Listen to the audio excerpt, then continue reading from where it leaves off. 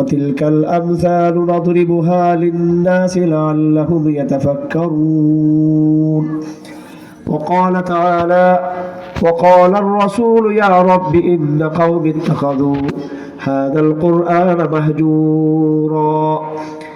وعن أبي الدرداء رضي الله تعالى عنه قال: خرجنا مع رسول الله صلى الله عليه وسلم ذات يوم فشخص ببصره إلى السماء فقال: هذه أوان يختلس فيها العلم.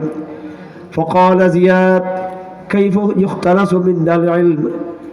فلقد نقرأ القرآن ولنقرئنه أولادنا. فقال رسول الله صلى الله عليه وسلم: لو كنت أعدك يا زياد من فقهاء المدينة. هذه اليهود قد أنزل عليهم التوراة فما أغنت عنهم. وعن أبي سعيد الخدري رضي الله تعالى عنه قال: قال رسول الله صلى الله عليه وسلم: لتركبن سنن من كان قبلكم شبرا بشبر وذراعا بذراع حتى لو دخلوا جحر ضب لدخلتم فيه. وعن العرباض بن سارية رضي الله عنه قال: قال رسول الله صلى الله عليه وسلم: لقد تركتكم على محجة بيضاء ليلها كنهارها لا يزيغ عنها إلا هالك. بارك الله لنا ولكم في القرآن العظيم ونفعنا وإياكم بالآيات والذكر الحكيم. اللهم صل على محمد وعلى آل محمد كما صليت على إبراهيم وعلى آل إبراهيم إنك حميد مجيد. সকল প্রশংসা আল্লাহ পাক সুবহানাহু ওয়া তাআলা। তিনি আমাদেরকে দুনিয়াতে হাজার হাজার নিয়ামত দিয়েছেন। এই নিয়ামতের মধ্যে কাফের মুসলমান সবাই শরীক। দুনিয়ার আলো, বাতাস, অন্ন, বস্ত্র, বাসস্থান ইত্যাদি। আল্লামা শেখ সাদি রাহিমাহুল্লাহ বলেছিলেন, আদিমে জমি সুফরায়ে আম উস্ত যে দুশ্মন বনি খান ইয়াকমা যে দোস্ত। আল্লাহর এই নিয়ামতের যে দস্তরখানা, এই দস্তরখানার মধ্যে কে কাফের কে মুসলমান আল্লাহ পাক সেটা দেখেন না।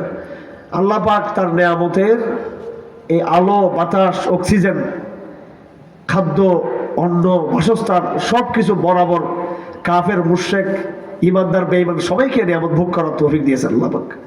কিন্তু মুসলমানের বৈশিষ্ট্য হলো আলাদা। মুসলমান এই নিয়ামতের যিনি মালিক, সেই মালিকের প্রতি বিশ্বাস অর্থাৎ ঈমান আনতে পেরেছে এবং সে মালিকের প্রতি আত্মসমর্পণ অর্থাৎ যেটাকে আমরা ইসলাম বলি এটা আনতে পেরেছে।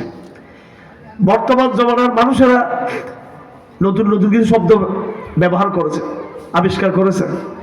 আমাদের মুসলমানরাও এই শব্দগুলো শুনে পাগল হয়ে গেছে।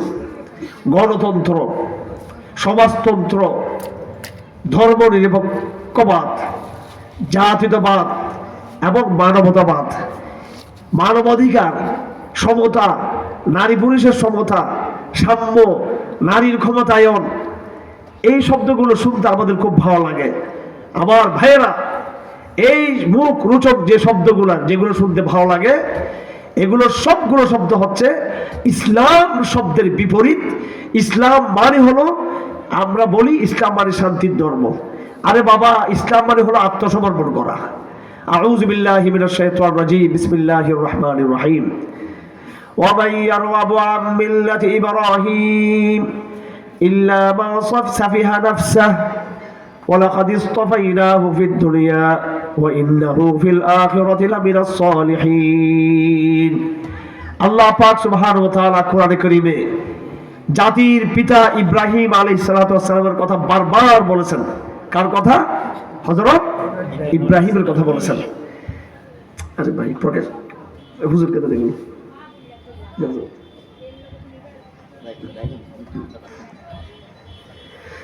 কি ডিস্টার্ব লাগা শুরু করছে, এমনি গল্প ভাঙ্গা। যাই হোক, ওলামায়ে কেরাম মুরব্বী আছেন, ওনাদের সামনে কথা বলা তো বেয়াদবি। তো আল্লাহ পাক সুবহানাহু ওয়া তাআলা ইব্রাহিম আলাইহিস সালাতু ওয়াস সালামকে মানব জাতির আদর্শিক পিতা হিসেবে বানিয়েছেন। আল্লাহ পাক বলেন ইব্রাহিমের যে মিল্লাত, এটাকে যারা ত্যাগ করবে সে হলো যে বোকা এবং গর্দভ। আমাদের গ্রামগঞ্জের মানুষরা জানি না আমাদের কথাগুলো কত নিতে পারবে, কারণ আমরা খুব দামি কথা বলি তা না, কিন্তু কথা হলো এই সবসময় শহরের লোকদেরকে কথা বলতে বলতে আমরা এক ধরনের অভ্যস্ত হয়ে গেছি। কিন্তু শহরের লোক বলি গ্রামের লোক বলি, আমাদের সবার কিন্তু সমস্যা কিন্তু এক জায়গায়। সমস্যাটা কোন জায়গায়? শহরের লোকরা রাষ্ট্র পরিচালনার কিছু নিয়ম কানুন তৈরি করে, আর গ্রামের লোকরা সেগুলো তাবাদারি করে। আপনাদের এলাকার সমস্ত বড় বড় দামি দামি ব্যক্তিরা নির্বাচনের সময় এসে আপনাদের কাছ থেকে ভোট চায়, তারা কথা ঠিক না বেঠিক? আপনারাই এদেরকে ভোট দিয়ে কেউকে এমপি বানিয়ে, কেউকে মন্ত্রী বানিয়ে, কেউকে প্রধানমন্ত্রী বানিয়ে আপনারা ওনাদেরকে কিন্তু ঢাকায় পাঠিয়েছেন আপনারা, কিন্তু আপনারা নিজেরা জীবনেও কিন্তু আপনারা কিন্তু এমপি মন্ত্রী হতে পারেন না আপনারা।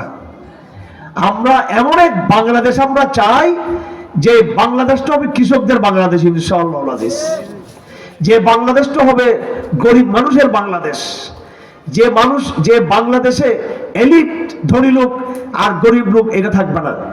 আল্লাহ পাক সুবহানাহু ওয়া তাআলা কোরআনে কারীমে দায়িত্বহীন ভাষায় জায়গায় জায়গায় বলেছেন আল্লাহর বিরুদ্ধে যে অবদ্ধতা। আমি ইসলাম শব্দ বলতেছিলাম, ইসলাম মানে হলো আত্মসমর্পণ করা। আল্লাহ পাক এই আমাদের আপনাদের সকলের পিতা ইব্রাহিমের কথা আল্লাহ পাক কেন বলছেন কোরআন শরীফে বেশি?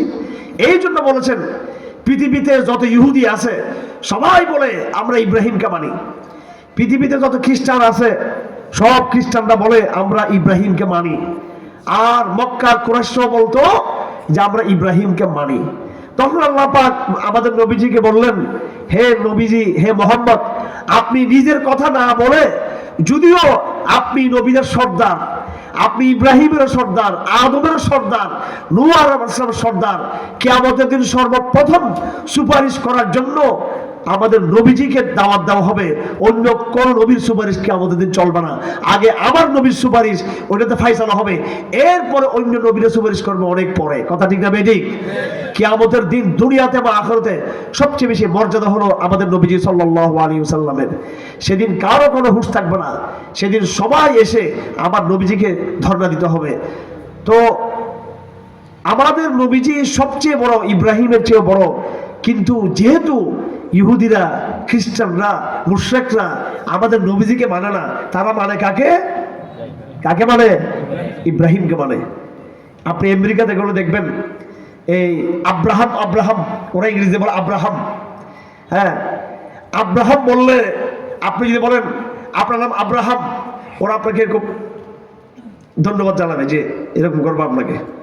আর যদি বলেন যে নাম মোহাম্মদ, আবু বকর, উমর, তাহলে আপনাকে এরকম করবে, তাকে আপনাকে ঘৃণা করবে আপনাকে। আব্রাহাম নামটা খ্রিস্টানদের কাছে প্রিয়, সবাই ইব্রাহিমকে মানে। এই জন্য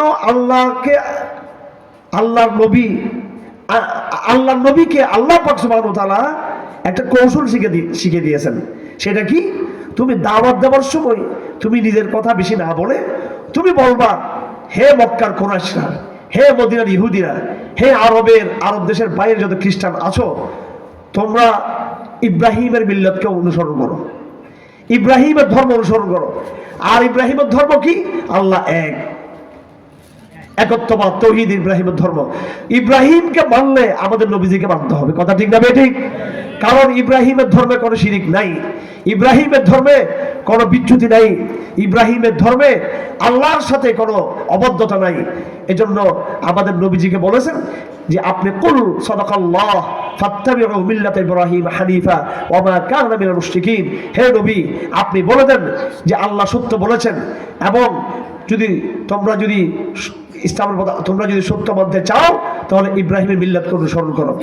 আল্লাহ পাক বলেন, ইদ ক্বালা লাহু রাব্বুহু আসলিম ক্বালা আসলামতু লিরাব্বিল আলামিন। আল্লাহ পাক বলেন ইব্রাহিমকে আল্লাহ পাক নির্দেশ দিয়েছেন, হে ইব্রাহিম তুমি বলো আসলামতু বলো। অর্থাৎ আমি আনুগত্য করলাম, আমি বর্ষতে স্বীকার করলাম, আমি আল্লাহর কাছে আত্মসমর্পণ করলাম। আমার ভাইয়েরা, ইসলাম মানে শান্তির ধর্ম। কি হিসেবে শান্তির ধর্ম? কেন শান্তির ধর্ম?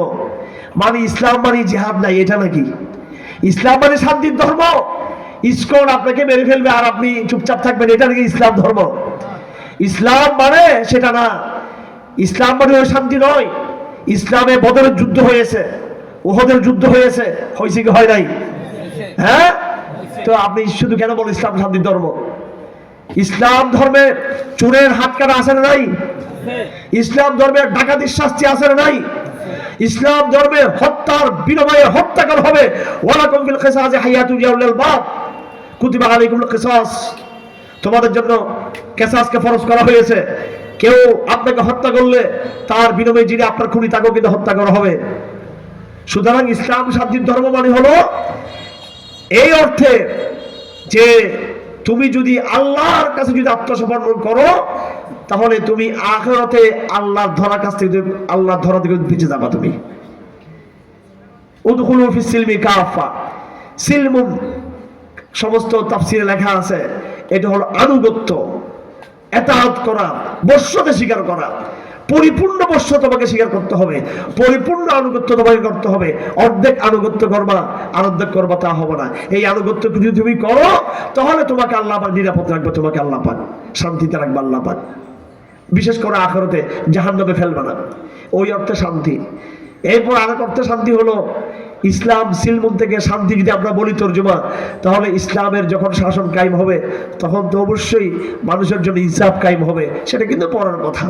আসল কথা হলো আল্লাহর আনুগত্য স্বীকার করা, আল্লাহর বর্ষতা স্বীকার করা। আমার ভাইয়েরা, এই নিয়ামতগুলো হচ্ছে আমাদের জন্য বড় নিয়ামত। ইসলাম শব্দটা হলো পৃথিবীর সবচেয়ে সুন্দর শব্দ। ঈমান শব্দ মানে বিশ্বাস, এটা হচ্ছে সবচেয়ে সুন্দর শব্দ। আর এখন আমাদের স্কুল কলেজ বিশ্ববিদ্যালয়ের ছেলেরা মেয়েরা আধুনিক শিক্ষায় শিক্ষিত, এরা বলতে চায় যে মুক্ত চিন্তা। কি বলতে চায়? মুক্ত চিন্তা, যে আমি মানুষ হিসেবে আমি স্বাধীন চিন্তা করব। তাহলে একটা গরু তো স্বাধীনভাবে কি সে চলতে পারে? তোমার ঘরে আসে পায়খানা করে দিক গরু, তারও তো মুক্ত চিন্তা। তুমি কিসের মুক্ত চিন্তা? তুমি যেখানে সে ল্যাংটা হইতে পারবা, তুমি কিসের মুক্ত চিন্তা? মুক্ত চিন্তা তো সে নিজেও তো করো না। তো ইসলাম হলো মুক্ত চিন্তা না। ইসলাম যেটা বলে সেটা হলো যে মানুষ নিজ থেকে আসে নাই, মানুষকে কেউ না কেউ দুনিয়াতে পাঠিয়েছে। আবার যিনি পাঠিয়েছেন তার কাছে মানুষকে আবার ফিরে যেতে হবে। এবং এই যে সময়টুকু মানুষ দুনিয়াতে থাকবে, এই সময়তে মানুষ নিজের মন মতো চলতে পারবে না, মানুষকে যিনি পাঠিয়েছেন দুনিয়াতে তার মন মতো চলতে হবে। সুতরাং দুনিয়াতে মন মতো চলার কোনো অধিকার নাই। আমরা এই মুক্ত চিন্তায় বিশ্বাস করি না। আমরা মুক্ত চিন্তা না, আমরা আল্লাহর চিন্তার অধীনে। কথা ঠিক না বেঠিক? কারণ আমি আমাকে সৃষ্টি করি নাই, আমার মা বাবাকে সৃষ্টি করে নাই। কোনো মা বাবা বলতে পারবে না যে আমি এরকম একটা ছেলে তৈরি করব। আমরা দুইজনে মিলে, আমরা দুইজনে সহবাস করে, দুইজনের সম্পর্কের মাধ্যমে আমরা এমন একটা মেয়ে হওয়ার দরকার, এমন একটা ছেলে হওয়া দরকার।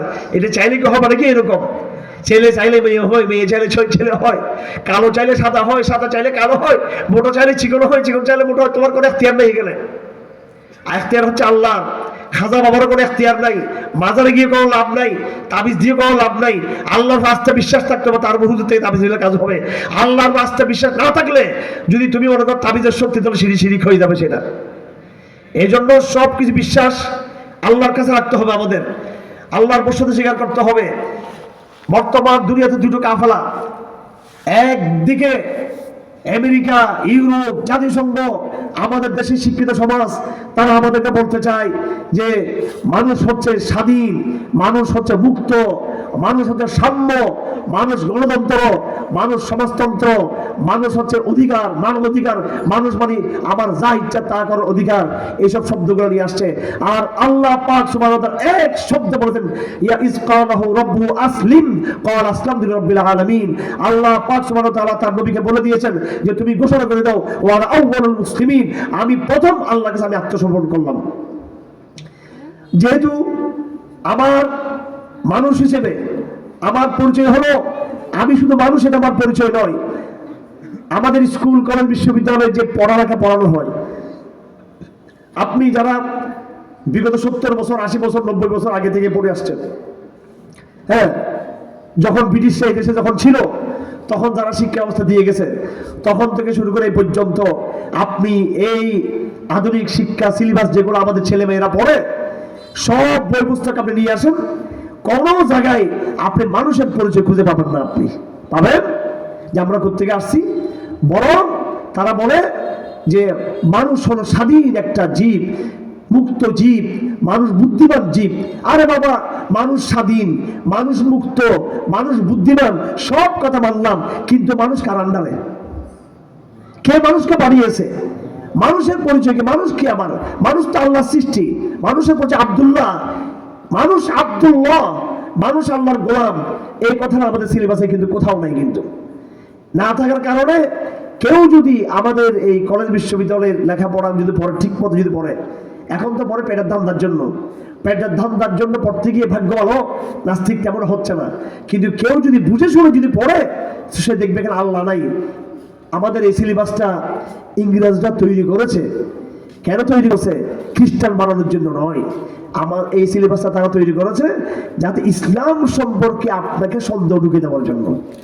কারণ একটা ছেলে প্রাইমারিতে, হাই স্কুলে, ইন্টারে, অনার্সে, মাস্টার্সে সে পড়তে পড়তে কোথাও সে আল্লাহর নাম দেখতেছে না। সে তো স্বাভাবিক, সে মনে করতেছে সে বিজ্ঞান পড়ে, ইতিহাস পড়ে, সাহিত্য পড়ে, সবকিছু পড়ে, সে মনে করতেছে দুনিয়াটা এমনি এমনি এমনি এমনি হয়েছে। এটা আসে কিনা মাথার মধ্যে?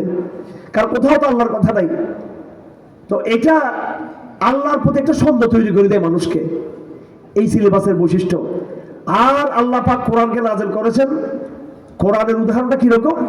কোরআনের উদাহরণ হলো, কোরআনকে আল্লাহ পাক বলেছেন মহাসত্য, আল হক, ওয়া ইন্নাহু লাল হাক্কু মির রাব্বিক। এটা অ্যাবসলিউট ট্রু, অ্যাবসলিউট সত্য, হক। এটা কিরকম? এটা এই জমানায় এই কথাগুলো বলার দরকার। এই জন্য বর্তমানে ওয়াজ মাহফিলে মানুষ এসে বক্তাদের চেহারা তাকায় থাকে যে হুজুর কত সুন্দর করে কথা বলে, একটু দেখি হুজুর কিভাবে কথা বলে, দেখি কিভাবে হুজুরের গালটাল দেখে আপনাই।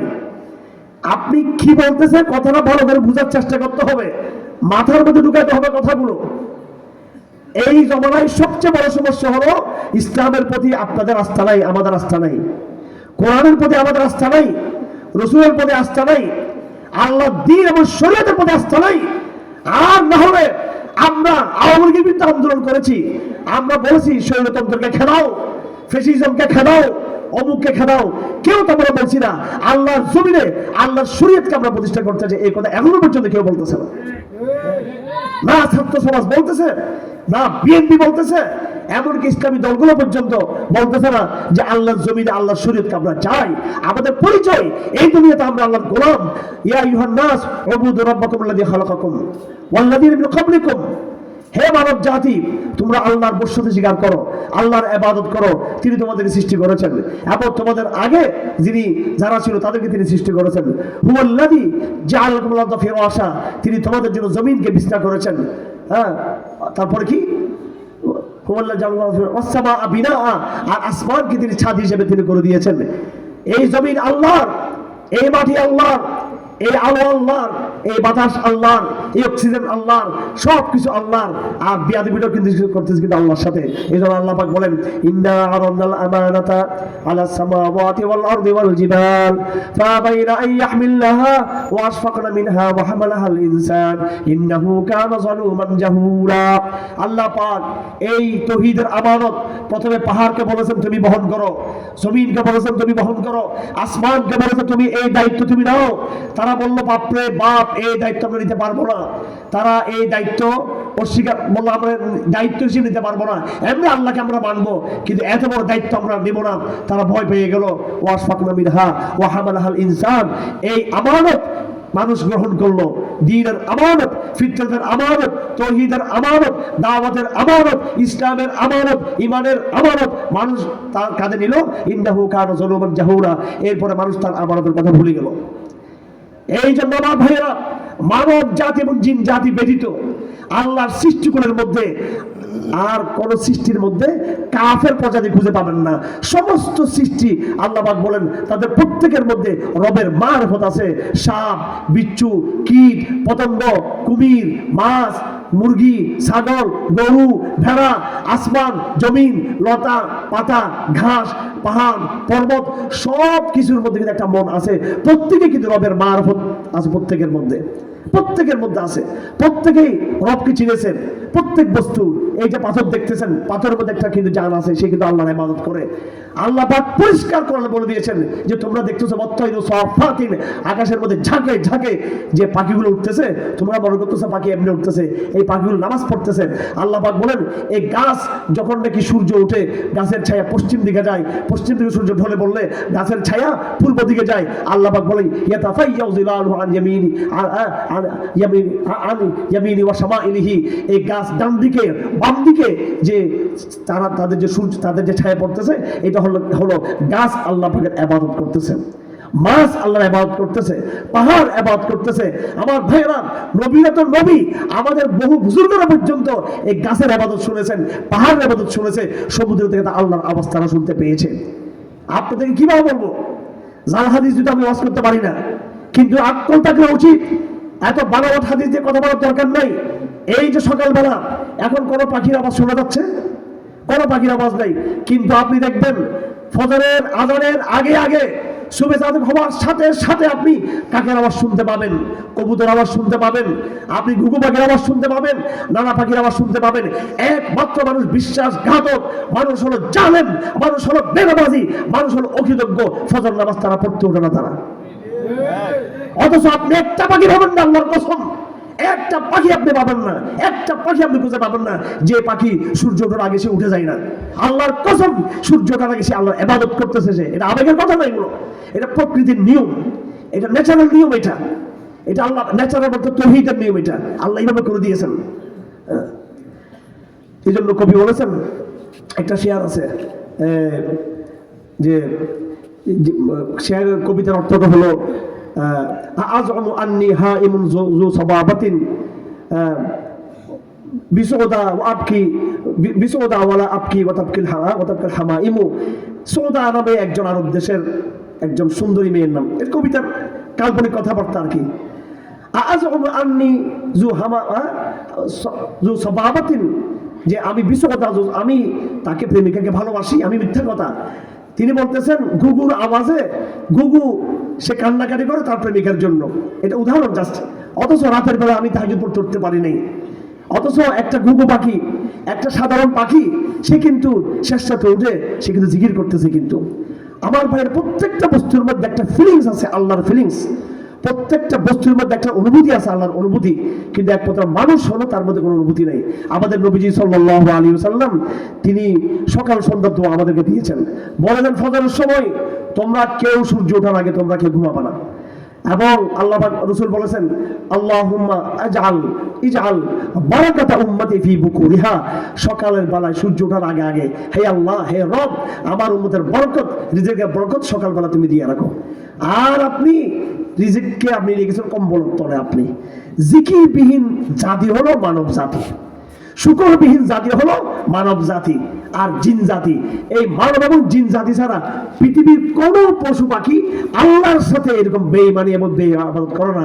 তারা আল্লাহর মানবত ঈমানও অন্তরে লালন করে, এবং তাদের যে পরিমাণ শক্তি আল্লাহ তাদেরকে দিয়েছেন এর মধ্য দিয়ে তারা আল্লাহর ইবাদতও তারা কিন্তু করে।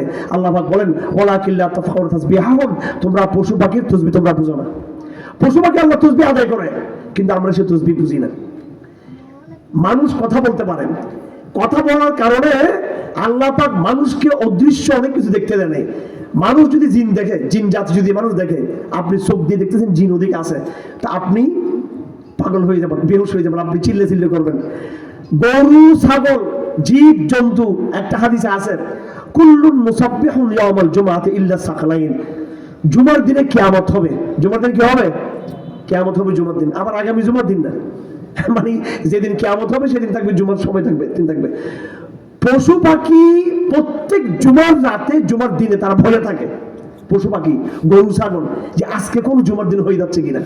ইল্লা সাকালাইন, কিন্তু একমাত্র মানুষ আর জিন, এদের মধ্যে শুক্রবার আসলে কোনো ভয়ভীতি কিচ্ছু নেই এদের।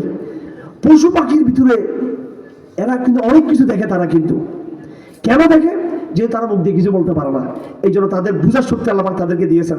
আপনি মনে করেন না একবারে মানব জাতির সব বুদ্ধি জ্ঞান সব মানব জাতির, বেশি বুদ্ধি তো ওই জন্য বেয়াদবিও বেশি মানব জাতি করছে আল্লাহর সাথে। ওমা আকসারুন নাস ওয়ালাউ হারাসতা বিমুমিনিন, এই মানব জাতির বেশিরভাগ লোক কিন্তু জাহান্নামে যাবে, কিন্তু খুব কম লোক আল্লাহকে চিনবে। এটা আল্লাহ পাকের কুদরতের কারিশমা, আল্লাহ পাকের হিকমত। আল্লাহ পাক সবচেয়ে বিচার, বুদ্ধি, জ্ঞান দিয়েছে কাকে? কাকে দিয়েছে? মানুষকে। সবচেয়ে বেশি নিয়ামত দিয়েছে কাকে? আল্লাহ পাক মানুষকে। যাকে সবচেয়ে বিচার বুদ্ধি দিল, যাকে সবচেয়ে বেশি নিয়ামত দিল, ওই প্রজাতিটাই আল্লাহর সাথে সবচেয়ে বেশি বেয়াদবি করলো। ফেরাউন, বাঘের মধ্যে কোনো একটা ফেরাউন তৈরি হয় নাই, কোনো সাপের মধ্যে একটা ফেরাউন সাপ নাই, বিচ্ছুর মধ্যে কোনো ফেরাউন বিচ্ছু নাই, হ্যাঁ, পাহাড়ের মধ্যে কোনো ফেরাউন নাই। এই ফেরাউন জন্ম হয়েছে মানুষের মধ্যে, হাসিনা জন্ম হয়েছে মানব জাতির মধ্যেই। ঠিক আছে? আল্লাহর অবাধ্যতা, আল্লাহর সাথে বেঈমানি। আমার ভাইয়েরা, আপনাদের সিলেবাসের বইগুলো দেখেন, সিলেবাসের বইগুলো দেখেন। আপনাদের সিলেবাস এই বাংলাদেশের মুসলিম দেশের, আপনাদের সংবিধান, আপনাদের আইন সবকিছু হচ্ছে আল্লাহর সাথে অবাধ্যতা। আমাদের সিলেবাসে, আমাদের আইনে, আমাদের সংবিধানে ওই আমেরিকাতে কি আছে, জাতিসংঘে কি আছে, ইউরোপে কি আছে, ব্রিটিশরা কি রেখে গেছে, ভারত কি বলছে এটা আছে, আল্লাহ কি বলেছে, রসুল কি বলেছেন, এগুলো কিন্তু কোথাও খুঁজে পাবেন না আপনি। অবাধ্য এক মানব জাতি তৈরি হয়েছে, অবাধ্য বেঈমান একটা মানব জাতি তৈরি হয়েছে। এই অবাধ্যতা কিভাবে হলো? আল্লাহ পাক সুবহানাহু ওয়া তাআলা বলেছেন, নূহ আলাইহিস সালামের জমানায় তিনি যখন দাওয়াত দিতে শুরু করলেন, তখন কাফেররা বলল, নেতারা বলল, তোমরা তোমার সাথে যারা আছে, তোমার সাথে যারা আছে সব নিম্ন শ্রেণীর মানুষ, সব গরিব মানুষ, সব গরিব মানুষ। নূহ আলাইহিস সালামের জমানা আজ থেকে 10,000 বছর বেশি, 10,000 বছর আগে যে সিস্টেম ছিল পৃথিবীর, আজকেও কিন্তু পৃথিবীর সিস্টেম সেটাই। সেটা কি?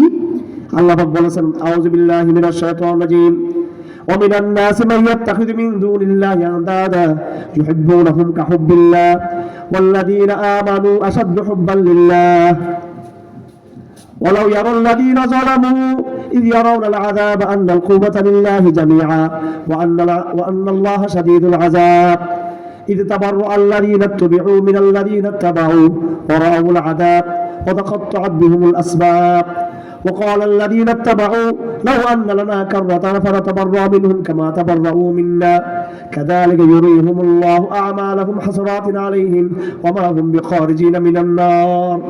সূরা বাকারা বলতে আল্লাহ পাক লম্বা আধা পৃষ্ঠা বলছে এটা কি? ومن الناس من يتخذ من دون الله أندادا, মানুষের মধ্যে একটা জাতি রয়েছে, কিছু অংশ রয়েছে, মানব জাতির একটা বড় অংশ, মাইয়াত্তাখিযু মিন দুনিল্লাহি আনদাদা, আল্লাহ ব্যতীত যারা অন্য সৃষ্টিকে, অন্য মানুষকে, কিতাবে লেখা আছে, তাফসীর লেখা আছে, আর রুআসা ওয়াল মুলুক, নিজেদের নেতাদেরকে, নিজেদের রাজাদেরকে তারা সব সময় আল্লাহর মর্যাদা দিয়ে তারা বসিয়েছে, তাদেরকে তারা ইলাহ মনে করে।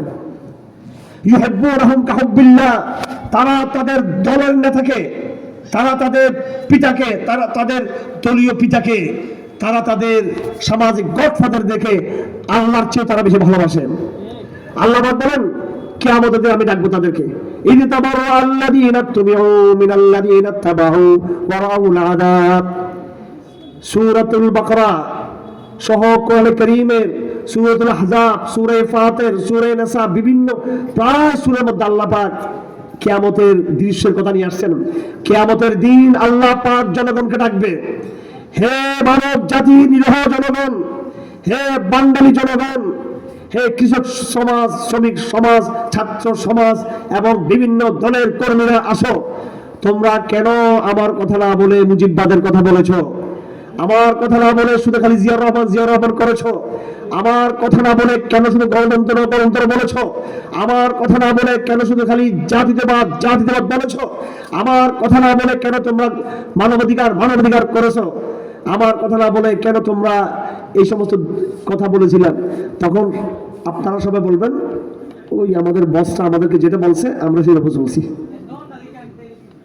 পরিষ্কার করেন সেই পাশে, এটা পরিষ্কার লাগা। সাধারণ নাগরিক থেকে আল্লাহ জিজ্ঞেস করবেন, আল্লাহর আইন না মেনে, আল্লাহর দেওয়া মতাদর্শকে না মেনে, মানুষের রচিত, মানুষের তৈরি করা মতবাদকে তুমি কেন মেনেছ? তখন তারা জনগণ বলবে আমাদের নেতারা বলছে বিধে আমরা শুনছি। এই পাল্লাপার নেতাদেরকে বলবে, হে নেতারা, হে আওয়ামী লীগের নেতারা, হে বিজেপির নেতারা, হে মুসলিম লীগ আর বিএনপির নেতারা, হে আমেরিকার লিডাররা, হে ভারতের নেতারা, অমুক তমুক, কি ব্যাপার তোমরা কি এদেরকে বলেছো তোমাদের আনুগত্য করার জন্য? তোমরা বাটপাররা বলবে, গডফাদাররা বলবে না না আমরা এদেরকে কিছু বলি না, আমরা এরা মেম্বার করছে। কোরআনে কারীমে কয়টা আয়াত আছে এরকম? আমি তখন কোরআন শরীফ আমার সামনে নাই, আর এত আয়াত মুখস্থ বলা সম্ভব না। কোরআন শরীফ থাকলে ভালো হইতো, দেখাই দিতাম। কারাগারে আমি গিয়ে তাফসীর যেটা লিখেছি, সেই তাফসীর একটা পাঠ হচ্ছে বড় লোক ছোট লোক, একটা অধ্যায় আমার। অর্থাৎ ছোট লোক মানে সাধারণ জনগণ, সাধারণ জনগণ বনাম নেতা। এই বারবার সাধারণ জনগণ নেতাদের কথা শুনে দুনিয়াতে আল্লাহকে অস্বীকার করেছে, আল্লাহ আইনকে মানে নাই। কিয়ামতের দিন তারা বলবে আমরা করি নাই, আমাদের নেতারা চালিয়েছেন। নেতারা বলবে আমরা বলি নাই। আল্লাহ পাক সুবহানাহু ওয়া তাআলা এই কথা শুধু নতুন না, আজকের পৃথিবীতে সাধারণ জনগণ বড় শক্তির পূজা করতেছে, কথা ঠিক না ঠিক? গণতন্ত্র থেকে আপনার নাকি আমেরিকা থেকে দিয়েছে? পূজা করতেছে কারা? বাঙালিরা, পাকিস্তানিরা। মুসলিম বিশ্বের গরিব দেশগুলো কথায় কথায় গণতন্ত্র বলে, ধর্মনিরপেক্ষবাদ বলে, কথায় কথায় মানবতাবাদ। এগুলো কিসের শব্দ? এগুলো কারা শিখিয়েছে? আল্লাহ শিখান নাই, রসুল শিখান নাই, কোরআনে নাই এই শব্দগুলো। এগুলো বড়রা দিয়েছে, আমেরিকা আব্বা, বড় বড় আব্বারা দিয়েছে আপনাদেরকে। এগুলো আপনারা পড়তেছেন। ওই বড়দের দেওয়া তথ্য অনুযায়ী আপনার সিলেবাস, বড়দের দেওয়া ফর্মুলা অনুযায়ী আপনার আইন, বড়দের দেওয়া অনুযায়ী আপনার সংবিধান। এখন বাংলাদেশের নতুন সরকার আলী রিয়াজ নামে আমেরিকা থেকে একজন প্রফেসর আমদানি করেছে সংবিধান লেখার জন্য। এদেশের সংবিধান রচনা করবে দেশের কৃষক সমাজ, এদেশের সংবিধান লিখবে দেশের শ্রমিকরা, এদেশের সংবিধান তৈরি করবে দেশের ছাত্র সমাজ, এদেশের সংবিধান তৈরি করবে দেশের ওলামা সমাজ, এদেশের সংবিধান তৈরি করবে দেশের জনগণ। কোথাকার আমেরিকার প্রফেসর এই দেশের সংবিধান তৈরি করবে? কেন করছে? আমেরিকাকে খুশি করার জন্য। কাকে খুশি করার জন্য? যাতে আমেরিকা বলে আমার দেশের প্রফেসর বাংলাদেশের মিসকিন মুসলমানদের সংবিধান তৈরি করবে, এরা আবার গোলাম। আমেরিকা তোমাদেরকে গোলাম মনে করে, আমাদের গোলাম মনে করে। আমেরিকা তোমাকে কোনো পাত্তা দিবে না। আমেরিকা ওই দিন তোমাকে ভয় পাবে যেদিন তুমি তালেবানদের মতো গর্জে উঠতে পারবা, আবার তাদেরকে নাকের চিমড়ে খাওয়াইতে পারবা, সেদিন তোমাকে ভয় পাবে।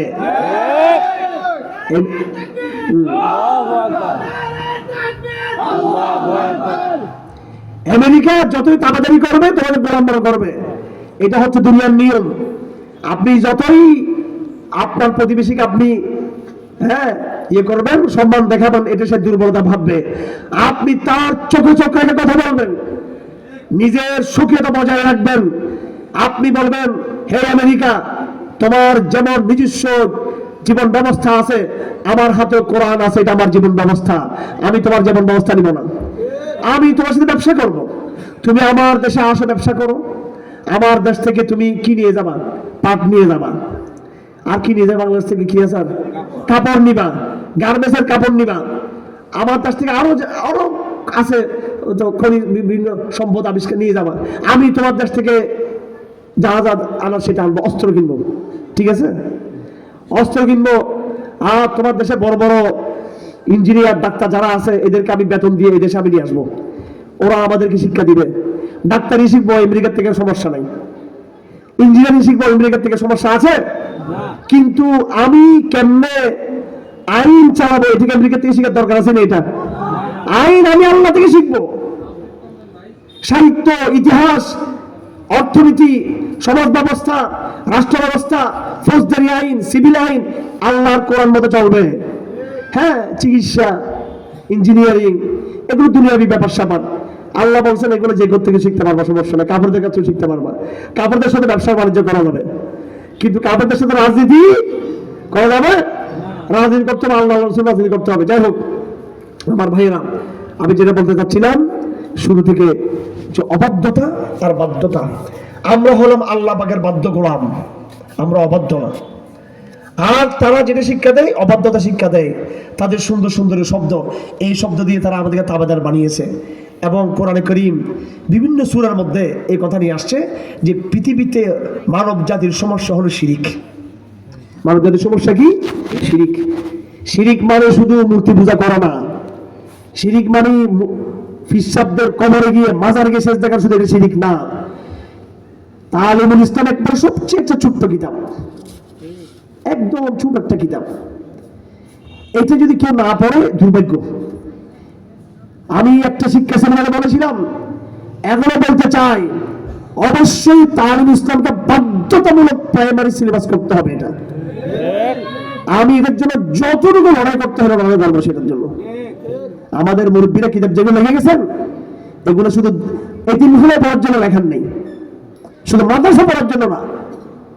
আমাদের কোন মাদ্রাসায় এমন এমন কিতাব আছে যেগুলো মাদ্রাসায় কেন পড়া হবে, কেন মাদ্রাসা পড়া হবে, এগুলো জাতীয় সিলেবাস হওয়ার যোগ্যতা রাখে এই সমস্ত কিতাবগুলো।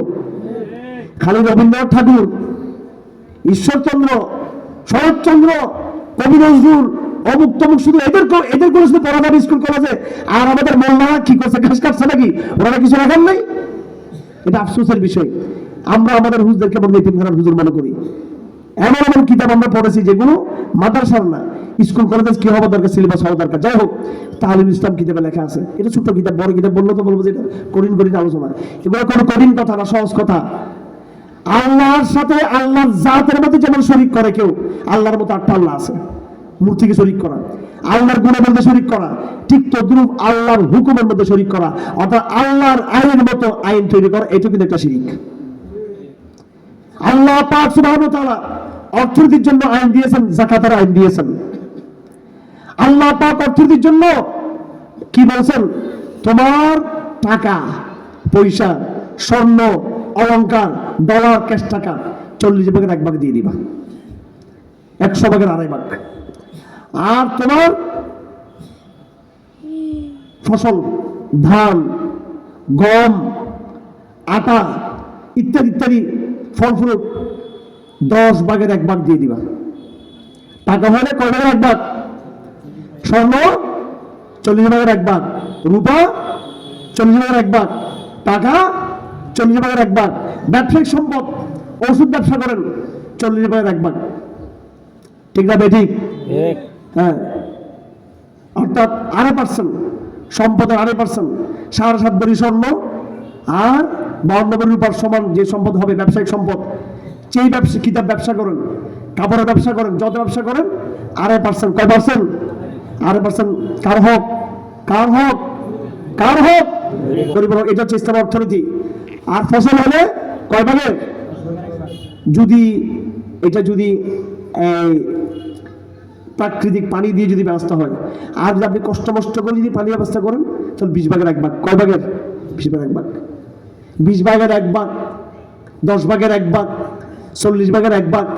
এইভাবে যদি মানুষ নগদ টাকা, নগদ পয়সা, ব্যবসায়িক সম্পদ, ফল ফ্রুট যদি দিয়ে দেয় ধনীরা গরিবদেরকে, পুরো বাংলার জমিনে বাড়ি চালান দিয়ে গরিব মানুষ খুঁজে পাওয়া যাবে না। আর ফাজিলরা, এই শয়তানরা যারা ক্ষমতায় বসে আছে যুগ যুগ ধরে মুসলমানদের ঘাড়ের উপরে, এরা এই কোরআন অর্থনীতিকে বাস্তবায়ন না করে, যাকাত বাস্তবায়ন না করে, ওসর বাস্তবায়ন না করে, তারা কি করতেছে? কর, ট্যাক্স। কি এই কলমটা ধরেন 30 টাকা বা 50 টাকা ট্যাক্স আছে না নাই? আছে না নাই? একেবারে খারাপ উদাহরণ দিই, টয়লেট, যেটা একবার 75 দিয়ে আপনি ময়লা সাফ করতেছেন, ওইটা বুঝে ট্যাক্স লাগে যে দুষ্টরা। ট্যাক্স আছে না নাই? টিস্যুতে ট্যাক্স আছে না নাই? সাবান ট্যাক্স আছে না নাই? বলেন কোন জিনিসটা আছে ট্যাক্স না? বলেন কোন জিনিসটা আছে? প্রত্যেকটা খাদ্যের আইটেমে ট্যাক্স আছে। পানির বোতল খাবো, এটা তো ট্যাক্স আছে না নাই? ট্যাক্স হারাম, জায়েজ নেই ট্যাক্স। ট্যাক্স শুধু দিবে ধনীরা, জোর দিবে। যারা বড় ধনী লোক, শুধু সরকার তাদের ট্যাক্স দিতে পারবে। তারপরে সুদ, সুদ হচ্ছে আমাদের দেশের আইন, আইন কিনা আমাদের দেশের? সুদ আমাদের দেশের আইন কি? আইন নয়। সুদ আমাদের দেশের আইন, ট্যাক্স আমাদের দেশের আইন। আল্লাহর বিধানকে না মেনে শয়তানের বিধানকে তারা মেনেছে। এইভাবে সরকারি দপ্তরে সালাত কায়েম হয়। নামাজ আসেনি সরকারি দপ্তরে? বলেন। স্কুলে, কলেজে, বিশ্ববিদ্যালয়ে জোহরের নামাজ বাধ্যতামূলক আছে? আসেনি? মেয়েদের জন্য পর্দা বাধ্যতামূলক আছে? নাই। মেয়েদেরকে একদিকে বলবে বেপর্দা হাঁটো, আবার বলবো যে ইফতিজিং করছে, তো তুমি কোরআন রাখছো কি জন্য এটা? হ্যাঁ, এইভাবে আইনের ক্ষেত্রে এই যে এখন ইসকন যে আমাদের একটা ভাইকে মেরে ফেললো, ধরেন আমি ইসকনের কথা না বললাম, আমি এই বাংলাদেশে যত গুনাহ খুন হয়েছে সবগুলো খুনের কি বিচার হয়েছে বাংলাদেশে? হয়েছে? বলেন আপনি। কতদিন শুনছেন যে অমুক জায়গায় এলাকার খুন হয়েছে, খুনি ধরা পড়ছে? 1 বছরের ভিতরে 6 মাসের মধ্যে কোন খুনির বিচার হইতে শুনছেন নি আপনারা? সাজা দেওয়া এক জিনিস, বিচার হওয়া এক জিনিস। ওরা লোক দেখানোর জন্য সাজা দেয়। যাই হোক ভাই, কথা অনেক, এগুলো বলতে গেলে আমরা আল্লাহর জমিনে কি চাই? আল্লাহর শরীয়ত চাই। আল্লাহর জমিনে কি চাই? আল্লাহর শরীয়ত চাই। আমরা আল্লাহর বাধ্যতামূলক গোলাম নাকি অবাধ্য গোলাম আল্লাহর? আমরা বাধ্য হব নাকি অবাধ্য হব? ইসলাম মানে হলো বাধ্যতামূলক, আল্লাহর বাধ্যতামূলক এই বর্ষাটা স্বীকার করা। আল্লাহ পাক আমাদের সবাইকে তৌফিক দান করুন। আবার ভাইয়েরা, আমাদের সবাইকে ইসলামের দিকে ফিরে আসতে হবে। আবার আপনাদের ঘরে ঘরে কোরআন চালু করবেন, তালিম চালু করবেন, মেয়েদেরকে কোরআন শিক্ষা দিবেন। ওয়াজ শুনতে মজা লাগে, এটা ফ্যান্টাসি, কিন্তু ফজর নামাজে কিন্তু আসতে কেউ ভালো লাগে না। এটা কিন্তু আরেকটা ভণ্ডামি, কিন্তু এটা আমাদের আরেকটা ভণ্ডামি।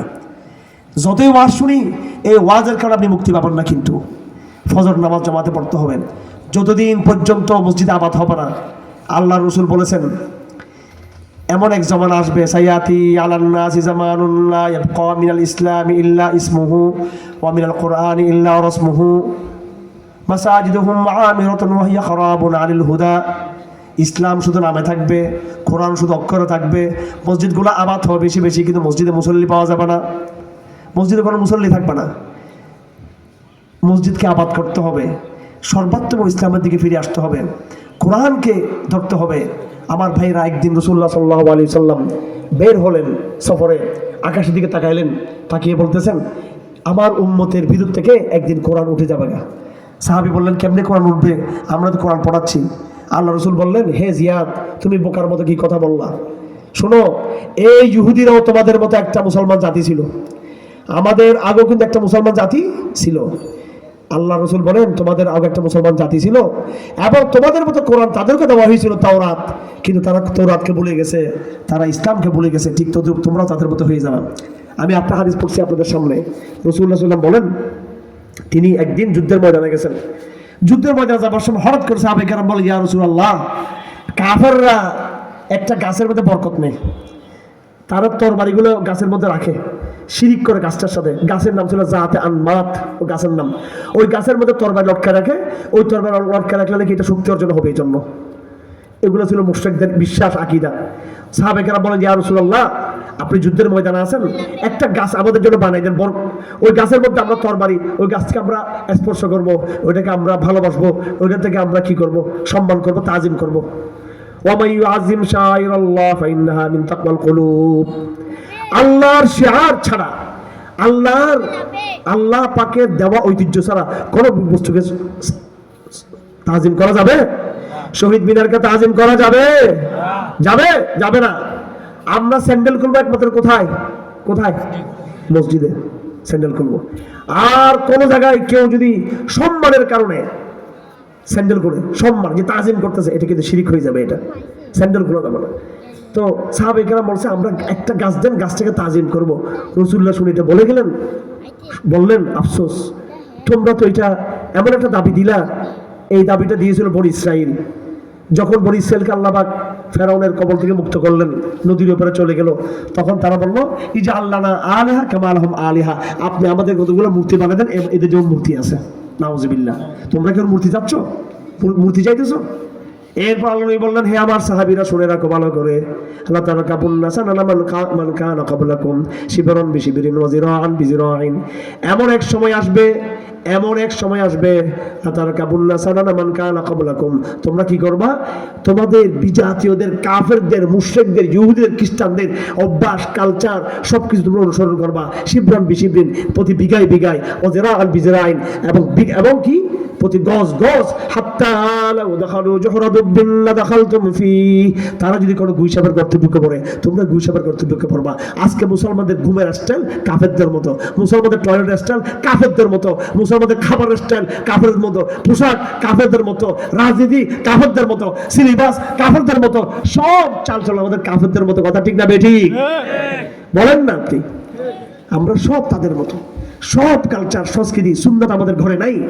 রাত্রে আমরা জাগ্রত থাকি, এটা কাফেরদের স্টাইল। আমরা সকালে উঠি না, এটা কাফেরদের স্টাইল। আমরা খাবার সময় বেশি করে খাই, এটা কাফেরদের স্টাইল। আমরা নারী পুরুষ অবাধ স্বাধীনতা বিশ্বাস করি, কাফেরদের স্টাইল। আমাদের ডাইনিং রুম এই সেই যত রকমের আছে আমাদের কালচার, আশাক, পোশাক, মেয়েদের, ছেলেদের যে যেরকম সব কিছু কাফেরদের স্টাইলকে আমরা ফলো করি। চুল করাটাকে আমরা স্টাইল মনে করি নিজেদের জন্য, মেয়েরা। ছেলেরা আমরা দাড়ি ছাড়াকে আমরা এটাকে মনে করি, দাড়িকে কি করা, দাড়ি ছেঁচে ফেলা, এটাকে আমরা স্টাইল মনে করি, স্মার্ট, হ্যান্ডসাম, এটা না দেখলে বউ দিবে না আমাকে, এরকম মনে করি। বেয়াদবি করতেছে এইভাবে। তো এইভাবে আমরা আমাদের আইন, আমাদের আদালত, আমাদের বিশ্বাস, আমাদের সিলেবাস সব কিছু কাফেরদের অনুসরণ করতেছি। আমরা কোন পর্যায়ে চলে গেছি এটা আল্লাহু আকবার বলার মতো না এটা। সুতরাং আমার ভাইয়েরা, আমাদেরকে আজ যেটা ওয়াদা করতে হবে, নতুনভাবে আমাদের ইসলামের দিকে পূর্ণাঙ্গ প্রত্যাবর্তন করতে হবে আমাদেরকে পরিপূর্ণভাবে। মসজিদ ছেড়ে দিয়েছি আমরা, মা বাবার সম্মান নাই ছেলেদের। আমরা সম্মান করি নেতাদেরকে, সম্মান করি সেলিব্রিটিদেরকে, সম্মান করি নায়ক নায়িকাদেরকে। এমনকি আমরা বলি যারা ইসলামিক সেলিব্রিটি, আমাদের ছেলেমেয়েরা এখন মা বাবা হচ্ছে এই নেতাদেরকে বেশি ভালো, সেলিব্রিটিদেরকে ভালোবাসে। আসক্তি, মাদকতা আমাদেরকে পেয়ে গেছে এরকম। অন্যান্য জুলুম তো আছেই। আমার ভাইয়েরা, কথার বেশি দীর্ঘায়িত করবো না। আসুন আমরা সবাই কোরআনকে ধারণ করি, কোরআনের দিকে ফিরে আসি। সাহাবে কেরাম যে মুসলমান হয়েছিল সেইভাবে মুসলমান হওয়ার চেষ্টা করি, তাহলে কিন্তু আল্লাহ পাক সুবহানাহু ওয়া তাআলা আমাদের জন্য মুক্তির ফয়সালা করবেন। আমার ভাইয়েরা, দিন আসতেছে অনেক কঠিন, অনেক বিপজ্জনক দিন। হে মুসলমানরা, হুঁশ থাকতে নামাজ ধরো, হুঁশ থাকতে মসজিদ ধরো, হুঁশ থাকতে কোরআন ধরো, হুঁশ থাকতে বোরকা পর্দা এগুলো ধরো, হুঁশ থাকতে আল্লাহর দিকে প্রত্যাবর্তন করো। আমার ভাইয়েরা, মনে রাখবা, তোমরা যতই আল্লাহকে ছেড়ে দাও, কাফেররা তোমাকে ছাড়বে না, কিন্তু মুসলমান এসে তোমাকে কতল করে ছাড়বে কিন্তু আল্লাহ তোমাদেরকে। সুতরাং তার আগে আপনাদেরকে জাগতে হবে। আপনি আজকে জাগলে কালকে কম মারা যাবেন। আর যদি শুয়ে থাকেন, আপনি যতই বেনামাজি হন, যতই আপনি বলেন আমি উদারবাদী মুসলমান, আমি প্রগতিশীল মুসলমান, আমি আধুনিক মুসলমান, কিন্তু আপনার শত্রু সেটা দেখবে না। আপনাকে বলবা, বেটা তুই মুসলমানের জন্ম নিয়েছিস, তুই যেরকম তোর আমি কতল করে ফেলবো। আমি কঠিন দিন আসতেছে, ওই দিনে আপনি নিজেকে মুক্ত করতে পারবেন না, ওই দিন আপনি যুদ্ধ করতে পারবেন না, ওই দিন আপনি জিহাদ করতে পারবেন না। কারণ আপনি ঈমান থেকে আগেই তো দূরে সরে গেছেন, আপনি মসজিদ থেকে দূরে সরে গেছেন, আপনি কোরআন থেকে দূরে সরে গেছেন। সবাই ওয়াদা করেন, আজ থেকে কোরআন পড়া শুরু করবেন তো সবাই ইনশাআল্লাহ আজিজ। সবাই আল্লাহ রাসূল বলেছেন যেই ব্যক্তি কষ্ট করে কোরআন পড়বে, ওয়াল্লাযী ইউতাতিউ, যেই ব্যক্তি কষ্ট করে কোরআন পড়বে, তার মাখরাজ ঠিক নাই, উচ্চারণ ঠিক নাই, কষ্ট হচ্ছে, কিন্তু সে চেষ্টা করতেছে, আল্লাহ নবী বলেছেন তার জন্য ডাবল সওয়াব আছে তার জন্য। আপনি মসজিদে যাবেন, আল্লাহ রাসূল বলেন 7 প্রকার ব্যক্তিকে কিয়ামতের গরমের দিন, কঠিন গরম, সূর্যের তাপে মানুষ গলায় গলায় সাঁতরাবে, মানুষ হাঁসফাঁস হয়ে যাবে, পিপাসায় মানুষ কাতর হয়ে যাবে। সেই সময় আরশের আপনি ছায়া পাবেন কে? যারা মসজিদে আসা যাওয়া করে, যারা কি করে? মসজিদে আসা যাওয়া করে। ওয়ারাজুলুন কলবুহু মুআল্লাক বিল মসজিদ ইযা খারাজা মিনহু হাত্তা ইয়াউদা ইলাইহি, এবং আর প্রকার ব্যক্তি শাবুন নাশা ফি ইবাদাতিল্লাহ, আল্লাহর ইবাদতের মধ্যে যে যুবক নিজের সময়টাকে কাটিয়েছিল। যুবকদের ইবাদত আল্লাহর কাছে বেশি কবুল হয়। বেশি ইবাদত করার দরকার নেই, 5 ওয়াক্ত নামাজ মসজিদে গিয়ে পড়লে হবে। আসুন মসজিদে ইবাদত করি, কোরআনটা পড়ার চেষ্টা করি, ঘুরে দাঁড়াই। আমার ভাইরা, আল্লাহর রাসূল যখন কোরআন নিয়ে আসছেন, সাহাবা এখানে ব্যবসা করছেন কি করেন নাই? আপনাদের ব্যবসা বন্ধ করতে আমরা বলি নাই, রাজনীতি, ব্যবসা বাণিজ্য, পরিবার, সংসার ত্যাগ করতে আমরা বলি নাই। সংসার করবেন, বিয়ে শাদী করবেন, ব্যবসা বাণিজ্য করবেন, চাকরি বাকরি সব ধ্বংসে চলবে, শুধু আল্লাহর যতটুকু দেওয়া ওইটা আল্লাহকে দিবেন। তুমি গোয়াম কাজ দুনিয়া জুদাবাস বাহার কারে কে বাসি বা খুদাবাস। আমি বলছি না তুমি আল্লাহ থেকে আলাদা, দুনিয়া থেকে আলাদা হয়ে যাও, দুনিয়া তুমি করবা, কিন্তু তুমি বাকি সময়টুকু আল্লাহকে দেওয়ার চেষ্টা করবা। রব্বানা আতিনা ফিদ দুনিয়া হাসানা ওয়া ফিল আখিরাতি হাসানা ওয়া কিনা আযাবান নার। আল্লাহ পাক শিক্ষা দিয়েছেন, হে আল্লাহ দুনিয়াতেও আমি আমাদেরকে ভালো কিছু দেন, আখিরাতেও দেন। হ্যাঁ, এটা চাইতে হবে আল্লাহর কাছ থেকে। কিন্তু আফসোস আমরা বেশি দূরে সরে গেছি, আমরা দিন থেকে বেশি দূরে সরে গেছি। আমরা কি একটা শিরিক আর শিরিক, স্কুলে শিরিক, কলেজের শিরিক, বিশ্ববিদ্যালয়ের শিরিক, আদালতের শিরিক, আইনের শিরিক, সংবিধানের শিরিক, বাজারের শিরিক, মানে আল্লাহ নাই, আল্লাহ নাই, সব জায়গায় আল্লাহ মুক্ত। মসজিদে মুসল্লি নাই, মসজিদে মুসল্লি নাই। এই মসজিদ অভিশাপ দিচ্ছে আপনাকে, এই কোরআন থেকে অভিশাপ দিচ্ছে প্রতিনিয়ত, প্রত্যেকটা মসজিদ অভিশাপ দিচ্ছে। হায় হায় মসজিদ, এখানে কোনো মুসল্লি নাই। কোরআন বলতেছে আমাকে কেউ পড়তেছে না, অভিশাপ দিচ্ছে কি দিচ্ছে না আপনাকে? তো এই মসজিদের গজব নিয়ে, কোরআনের গজব নিয়ে আপনি টিকতে পারবেন? আসুন আমরা সবাই তওবা করি, সবাই তওবা করে নিজেরা ঠিক হয়ে যাই, সমাজকে ঠিক করি। এরপরে আমরা সকলে ঐক্যবদ্ধ হয়ে নিজেরা মুত্তাকি হয়ে এই সমাজকে বাধ্য করবো তারা যেন মুত্তাকি হয়, এই রাষ্ট্রকে বাধ্য করবো যেন একটি ইসলামী রাষ্ট্র হয় ইনশাআল্লাহ। তারপর চূড়ান্ত কথা আপনাদেরকে বলে শেষ করে দিচ্ছি 1 মিনিটের মধ্যে, সেটা হলো আগামী দিনে যারা আমাদের শত্রু রয়েছে, ভারত আমাদেরকে কেটে ফেলতে চাচ্ছে, ভারত মেরে ফেলতে চাচ্ছে। এতদিন তারা আওয়ামী লীগের ফ্যাসিজমকে চাপিয়ে দিয়েছিল, এখন তারা ইসকন চাপিয়ে দিয়েছে আমাদের উপরে। প্রথম আলো ডেইলি স্টার চাপিয়ে দিতে চাচ্ছে তারা আমাদের উপরে। ভারতের একটা হাতকে ভেঙে দিয়েছি, সেটা আওয়ামী লীগের হাত। ভারতের যতগুলো হাত আছে সবগুলো একটা একটা হাত ভেঙে দেওয়া হবে। আল্লাহর এই মাটিতে জমিনে, শাহজালালের বাংলাদেশে, তিতুমুরির বাংলাদেশে, খান জাহানার বাংলাদেশ, এটা কোন হিন্দুত্ববাদের বাংলাদেশ না, এটা এই মুজাহিদদের বাংলাদেশ, দায়ীদের বাংলাদেশ। এখানে কোন রকমের শিরক এবং কুফরকে আমরা প্রতিষ্ঠা হতে দেব না আমরা ইনশাআল্লাহ। ঠিক আছে ইনশাআল্লাহ। তরুণদেরকে তৈয়ার হতে হবে আগামী দিনে। তারা যদি আমাদের আঘাত করতে চায়, আমরা পাল্টা প্রতিরোধ খেলা করবো তাদের বিরুদ্ধে ইনশাআল্লাহ। সেটা আমরা ওই সময় করতে পারবো যখন আমরা তওবা করব, এইভাবে যখন আমরা ফিরে আসবো ইনশাআল্লাহ। আল্লাহ পাক সুবহানাহু ওয়া তাআলা আমাদের সবাইকে তৌফিক দান করুন। এলাকাতে একবারে সবচেয়ে জরুরি কথা হলো, বাহির থেকে, চট্টগ্রাম থেকে, ঢাকা থেকে হুজুর আনে বয়ান করার কোনো দরকার নেই। বরং যে এলাকায় যে ওলামায়ে কেরাম আছেন, যে স্থানীয় ওলামায়ে কেরাম আশেপাশের, ওনাদেরকে গুরুত্ব দিবেন, ওনাদের হাতে বায়াত গ্রহণ করবেন, ওনাদের কাছে ইসলাহ করবেন, ওনাদের কাছ থেকে সিদ্ধান্ত নেবেন। ওনাদের নেতৃত্বে ইনশাআল্লাহ আগামী দিনে দিন বিজয়ের কাফেলাকে জোরদার করবেন ইনশাআল্লাহ। ওয়া আখিরু দাওয়ানা আলহামদুলিল্লাহি রাব্বিল আলামিন ওয়া মা আলাইহিল বালাগ।